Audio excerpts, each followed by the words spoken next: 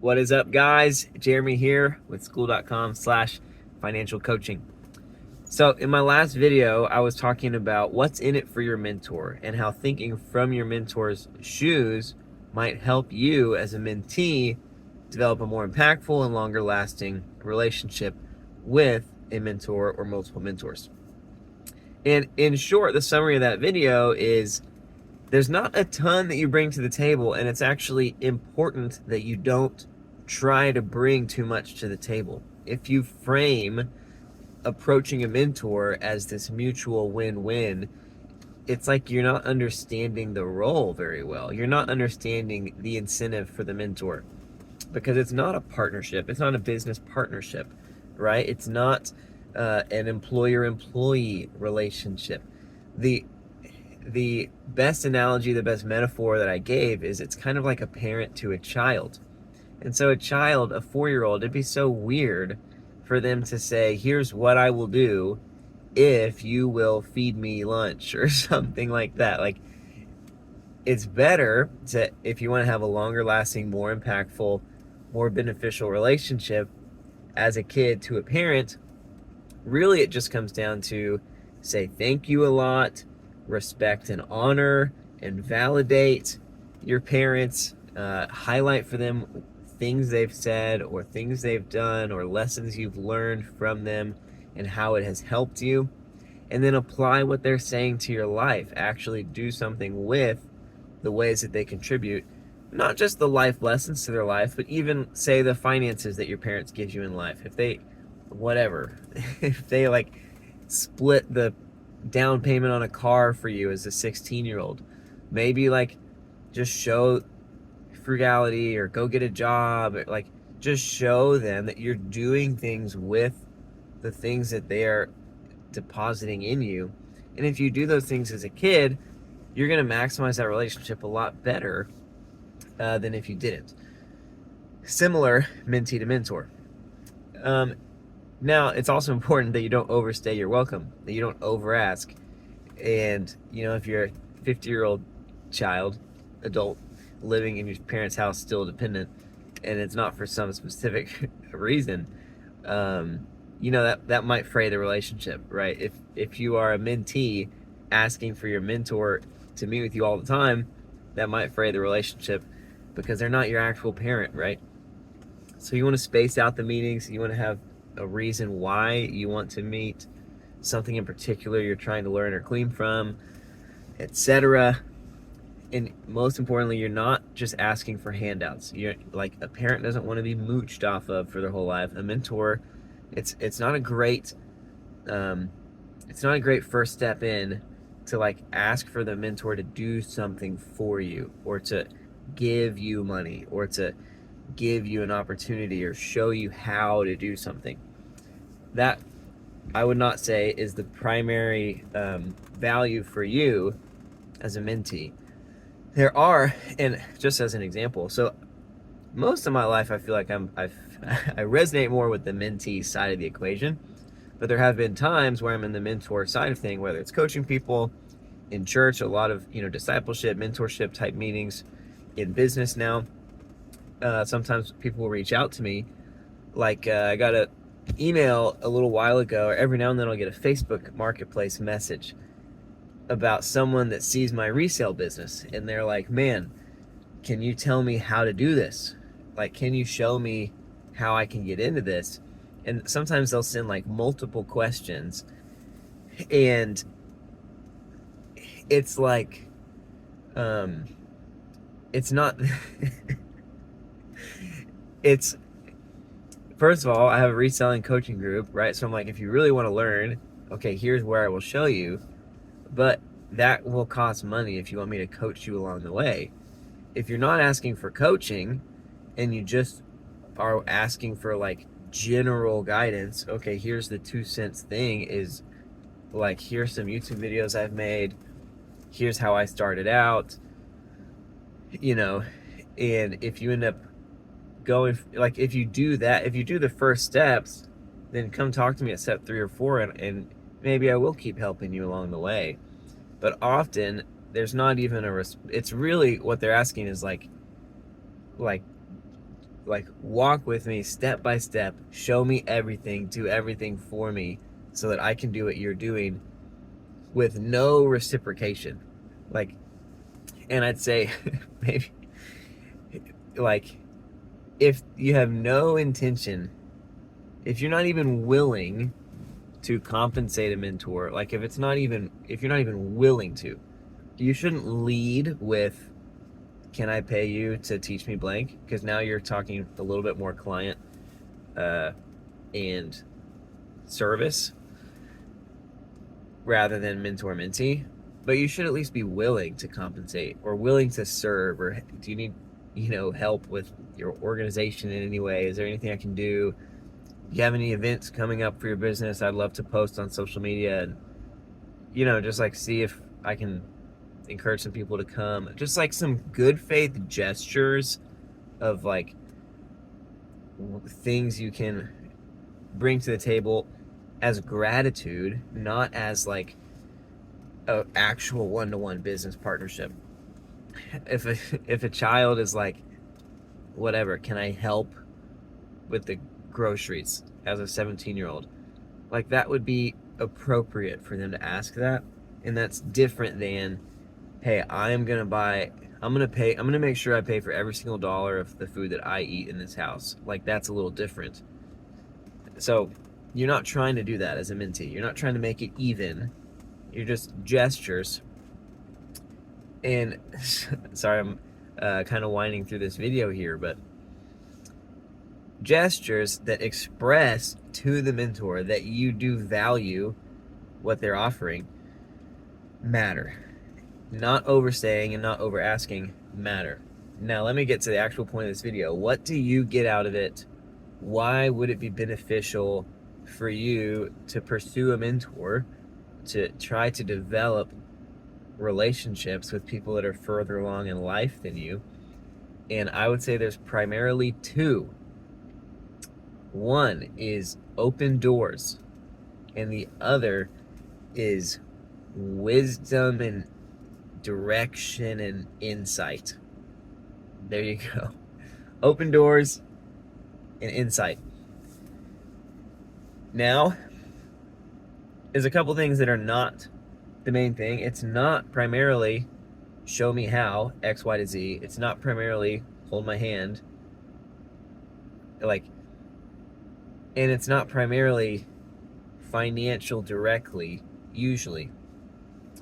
But open doors, many times, probably the most common way that a mentor relationship will help you is if you gain favor as a mentee not through what you're bringing to the table, but through the attitudes and the gratitude and the activation and implementation, just soaking it up like a sponge and really and simultaneously having enough overlap of values and enough overlap of career interests or things that you're asking about that the other person actually has expertise about and is genuinely passionate about, then very likely that a mentor will say, let me introduce you to so-and-so.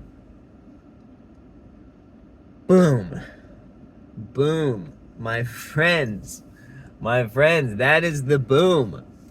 That's like, what could you get out of it? That is the best vote of confidence you could possibly get from a mentor is, let me introduce you to so-and-so.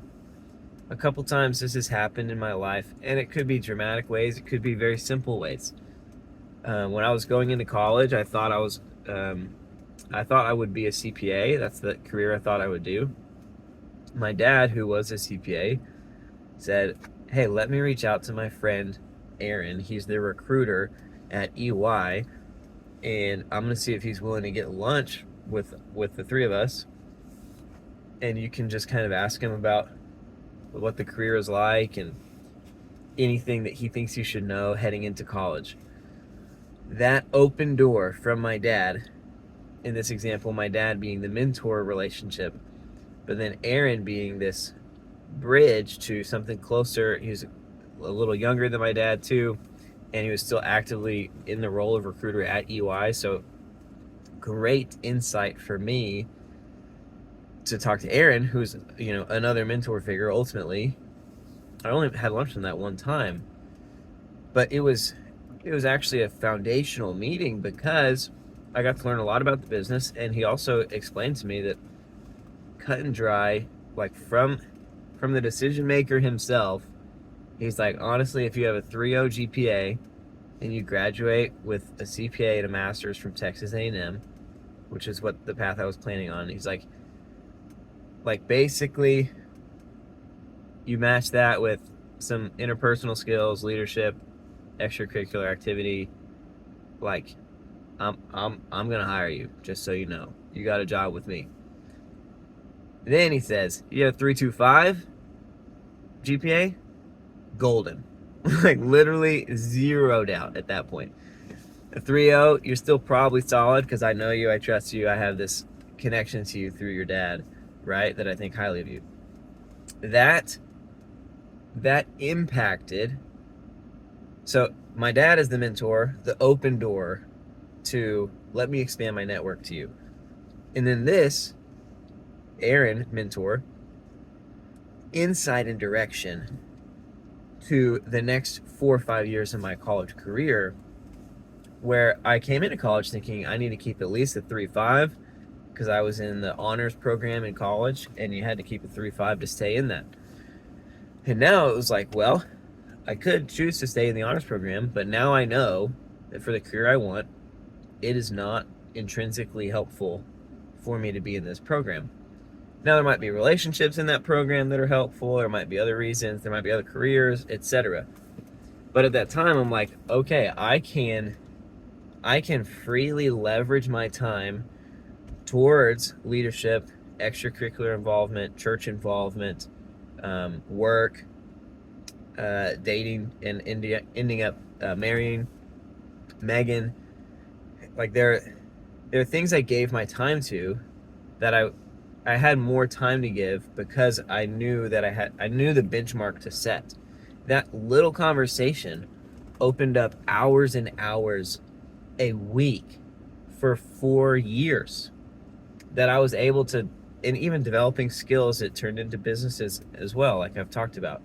Like that was huge. That was a huge insight. Huge insight. And it's hard to express. It's hard to quantify, even in this example. Like, what's a mentor really worth, right? Because they're not doing it for you, and they're not handing anything out to you, and they're also very, very low commitment. Like, they're not your parent, right? They're not gonna they're not gonna give you a ton of time or a ton of reps, but what they will give will matter if you let it matter. And it's a huge advantage when you have one or several names in this bucket of mentors that can provide for you access and insight. Another example, and I could give a lot of examples because I've met a lot of amazing people. A lot of them I have not even tapped into, like, can we meet up and can I ask you 1, 2, 3? And it's not because I won't or wouldn't, but for me, I want to have, I think it's more enjoyable on the receiving end. Like if someone were to ask me, hey Jeremy, can we meet up? I would love to pick your brain. I would love to hear about your career. I would love to glean from you about this topic. Glean from you about this topic is a little warmer, but still, just these very open-ended, very generic meetings. I'm like, look, I wasn't like planning on doing that today, you know? Help me get excited for this meeting a little bit, you know, and help me decide whether to accept this or not by telling me where are you at?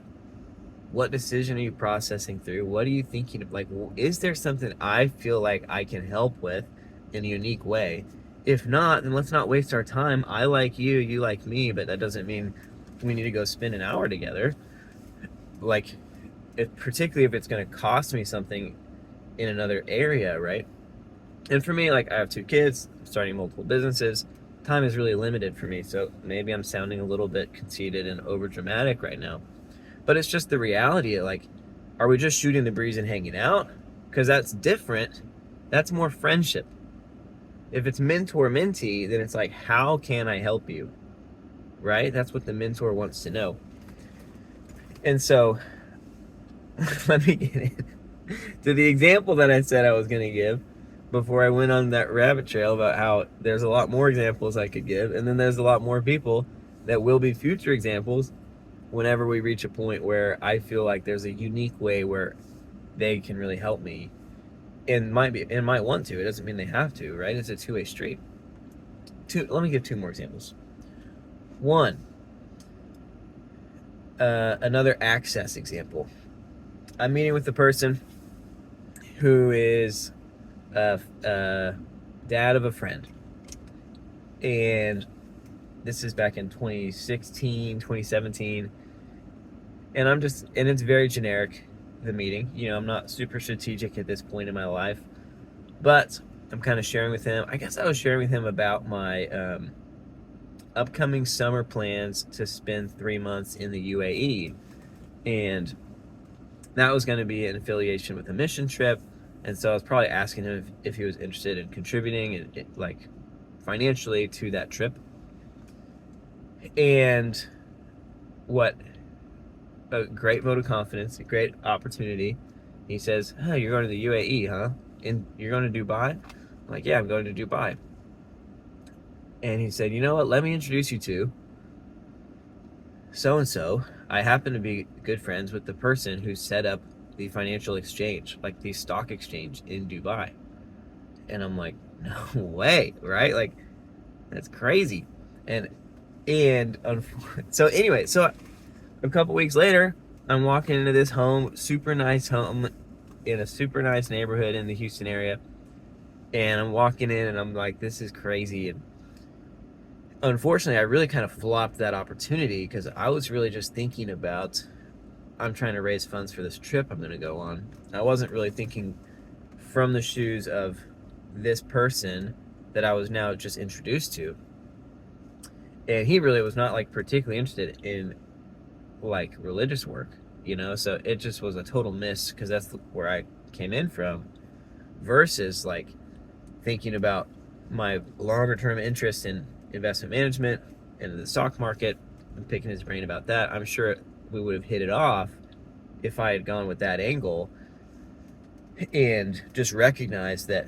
I mean, I also could have been teed up a little bit better because I didn't know that he had no religious interest. Regardless, though, it was a clear example of how mentorship, seeking someone as the mentee, as the one in need, can still lead to access, open doors. Those open doors relationally often are also open doors economically in terms of jobs. Like, I sent, the working at Northwestern Mutual after college, like I sent an email to the managing partner of the firm, which is like the last thing he needs to care about or worry about, like who's going to be our college intern class, But I knew him, or really just knew of him, because he was another dad of a friend. And so I'm like, hey, I think I want to work at your firm. Do you want to hire me, do you think? And he, like, the next day, he sends basically like the top recruiter at the firm, who normally doesn't deal with the college intern crew. He sends her to drive an hour and a half to get an interview with me to seal the deal, pretty much. And she was kind of like, why are you so important that I had to mess up my day to come talk to you? I'm like, I don't know. I'm really not. Which, she's also just inflating my ego, making me feel important because it's, she's recruiting me too. Like, she wants me to feel good about working at Northwestern. Regardless, the open doors, sometimes it's relational open doors and access, which can lead to more insight. It can lead to more open doors, and it can also lead to economic opportunities. And sometimes the open doors themselves are economic opportunities. There's certainly been other times where someone lets me know that like there's a job for me if I want it, It doesn't happen that often, but it's still comforting and validating. And that's a fruit of these mentor-mentee relationships. It's not a fruit of what I've done in my own little world that has somehow earned me the right for someone else to hire me, right? Like, or for someone else to vouch for me, or to extend their network to me, or whatever. Like, it is very much a mentorship relationship that can open those doors much more than even an employer. Like an employer, if you leave an employer, they're not just going to hook you up with another job, right?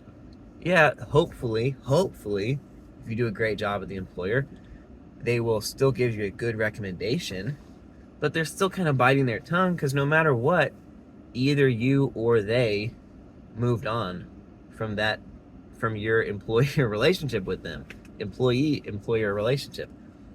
And so there's a little bit of salt in the wound, or a little bit of like mud in the water of, oh, this job is going to refer me to or leg me to the next job. It's like, well, yeah, except the incentives aren't perfectly aligned there. But with a mentor-mentee relationship, it's all alignment. It's like, I think highly of you, you think highly of me, I'm seeing you learn and grow. We have enough common denominator to where I already have some level of trust. And boom, opportunities. And they don't care about your, like, they're not thinking about your current job and how they wish, what am I? They're invested in you as a person. They're invested in you. Insight, also huge, huge. So, like, I can think about a call I had with a guy who works a lot with CEOs, works a lot with the wealthy. I asked him about, man, can I get some time? It could be 15 minutes, but can I ask you some questions about wealth and unique layers of possessing wealth or owning businesses, but also being involved in the church, and what do you think? What have you seen? Super insightful. I'm not going to go into all the details of that conversation. Another person I talked to who's has explored with several different like ministry models, and okay, house church, you've led house churches before, you've helped start church or organized church plants before, you've been kind of a small group leader, you've been like a board of elder person, you've thought about, and of course you've been a lead pastor in the house church setting. Like, help me out, I got a lot of questions. And he's also a business leader as well, and so understands that angle. Super helpful conversation, super helpful. Another person who I met with a couple times that has worked in corporate America, has started his own oil and gas company, has taken jobs in the Middle East, and multiple conversations where he's just like taking me under his wing, hearing about my ideas and thoughts for my next 1 to 5 years, etc. / big picture, and he's helping me frame my life. He's putting pieces together for me, just the little insights that carry huge weight, huge authority. Like, it's not like this video right here where you just hear another guy, he's rambling, maybe you like something he says, maybe you don't, but you don't really know me that well, and you don't know how to like validate the accuracy of this information for you, because I'm not even just talking to only you, I'm talking to a lot of people at the same time, and you don't know necessarily my track record with whatever specific situation you're dealing with, and so maybe I'm not even the best person to talk to about something that you're dealing with. Whereas a mentor-mentee relationship, there's a high level of understanding and a high level of interest and a high level of unique insight and favor, like, so that when they give you, like when you're at a fork in a road, or you didn't even know it was a fork, and then they help you see that there's a fork, or you see there's a fork and they help you decide which path to take. Again, it's hard to quantify the level of advantage that gives you. And it's like, again, the parent to kid relationship. Like, how do you measure the impact of a child whose parents guided them well compared to a child who had to figure it all out themselves? Like, how do you measure? And of course, we can glorify the person that had no resources, that wasn't helped, that had to figure it all out themselves. Like, we can glorify the one example we know of. Well, they'll probably be way stronger and tougher. They'll probably be even way better at life. It's like, okay, great. There are exceptions to rules, of course.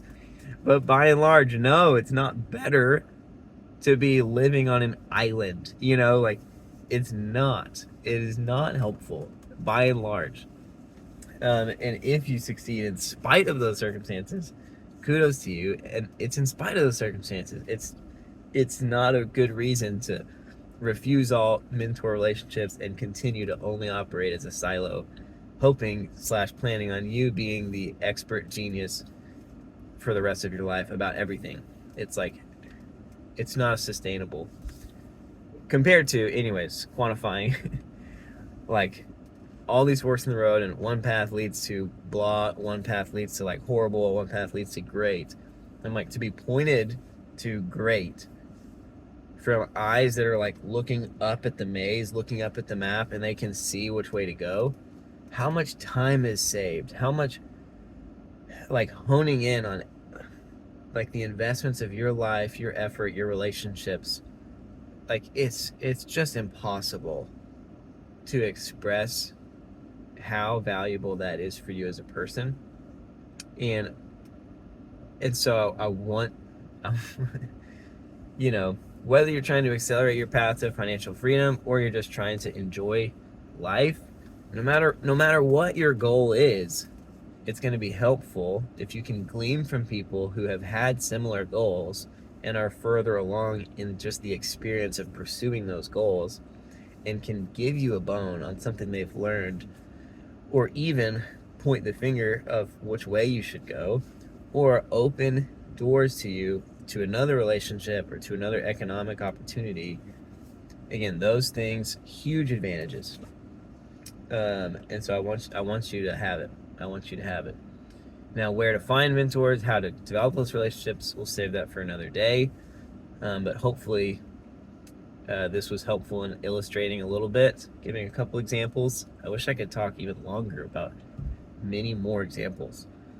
But how open doors and unique insight, how much of a leg up that gives you, and why it's worth pursuing mentor relationships. So that's all I got for y'all on this one. All right, I'll talk to y'all soon.